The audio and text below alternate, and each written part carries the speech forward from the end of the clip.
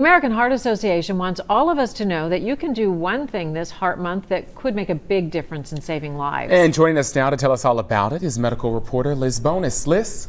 Sounds pretty simple, but they want all of us to learn hands-only CPR. That is the one thing all of us can do this National Heart Month that could be life-altering in the case of an emergency.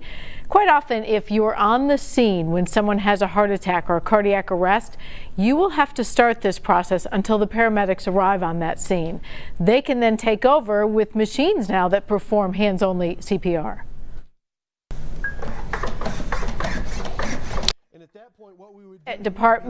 Fire Department shared this demonstration with us of what they call the Lucas system. It allows them to perform this hands-free CPR until a person gets to the hospital.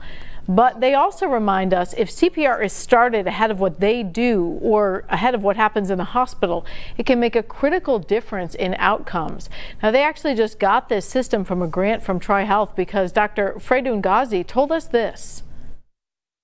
If the time between the cardiac arrest and resuscitation is long, like 5 minutes or more, because of the brain damage, some of the neurological function may not come back to normal, and sometimes the patients do not wake up after that damage. But if the resuscitation is rapid and effective, there will be no neurological deficits.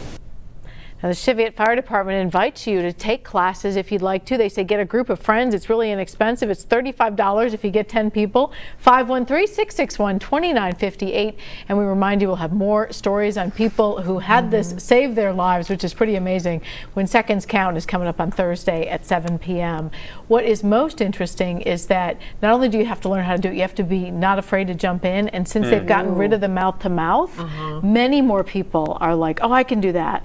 But you have to really jump on somebody. Okay, so did they get rid of the mouth-to-mouth because people weren't doing it, or because it's just as effective? No, they found it was just effective. The chest compressions, if you do them properly. Now, in that machine, what they'll do is they'll do the compressions, and then they do use an air respirator to push someone in.